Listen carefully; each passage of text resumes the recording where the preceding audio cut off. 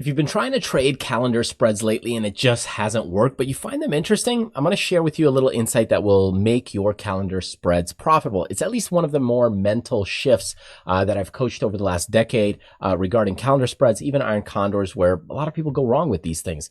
And this shift can help switch those things and make them a little bit more profitable. All right, if you don't know me, I'm Sasha, the options coach. I've been teaching people to trade options over the last decade and been doing trades for many years, even beyond that.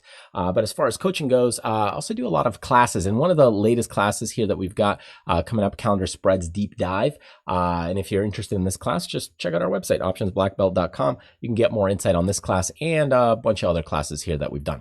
Anyways, the thing with calendar spreads, the mental shift that I want to share with you here is that when you go in and do a calendar spread, a lot of people do calendar spreads like this. And if you don't know what a calendar spread is, we're basically selling one option contract in the near expiration, and then we're buying one further out in order to offset the theta decay or time decay from this. So we're really trying to capture a lot of the time premium. And what it turns out is it looks kind of more like this. Okay, so we've got kind of this risk profile picture where our price is kind of in the middle. Now you could also make them a little more directional too.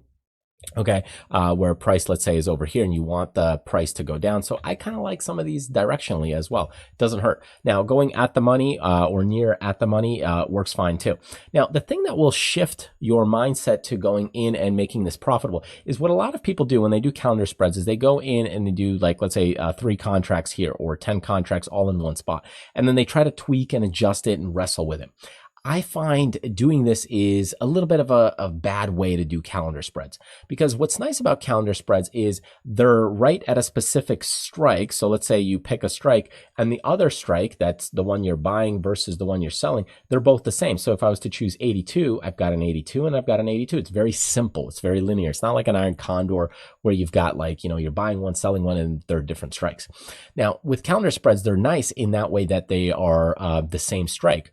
Now, sometimes it's annoying because you can get overlapping trades, but on the other hand, it can be really nice for scattering and building an array. So what we want to really do is go in and start moving them, positioning calendars in different zones. So let's say the price is here, we position one calendar over in this spot. Then price starts moving, we start positioning other calendars here. Okay, price keeps moving, we're going to go in and reposition some more over here.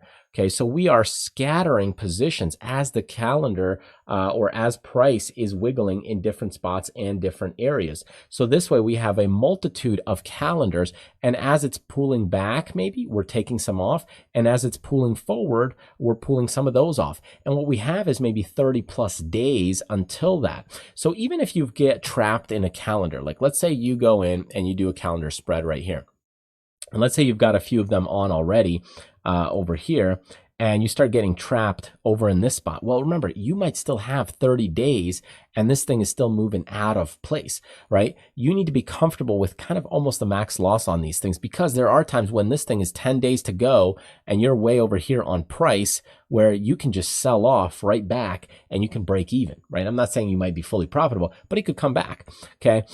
You could hedge and adjust some of these things. I wouldn't overthink that, but instead you could just keep putting on new calendar spreads forward, kind of like a caterpillar effect, where as the price is going, you work with it. But the ones that are left behind and you weren't able to take off for a profit, you could leave them there, because you could be taking off, let's say 5 times more or 10 times more calendars up on the upper side, working a little above it, because now you see prices trending up. And these back end ones actually are there now as a hedge or defense against the upper ones. So if price sells off, these will come off, and you could start going in, and as these are getting down to maybe 20 days, 12 days, you could start doing these other ones that are bullish 30 days out. So that way, if it does sell off, now you've got 30 days for these other ones that have time for it to continue to move to the upside. So anyways, that's the mental shift I want to get to you, because when you're looking at calendars, it's not just about one position with a bunch of contracts. You're looking at spreading capital, different spots, different zones, different areas. That's what makes it a lot better when it comes down to calendar spreads. Anyways, I hope that helps, gives you a little insight, mental game. If you're interested in the calendars class deep dive, definitely check it out. Highly encourage you. Multiple days of great content on calendar spreads. and check out our website there with that. And if you're interested more like iron condors, trading earnings, I mean, a lot of other stuff that we've got going on, check out our website. Anyways, thanks for joining me. I hope this tip gives you a little insight, and I will see you on the next one.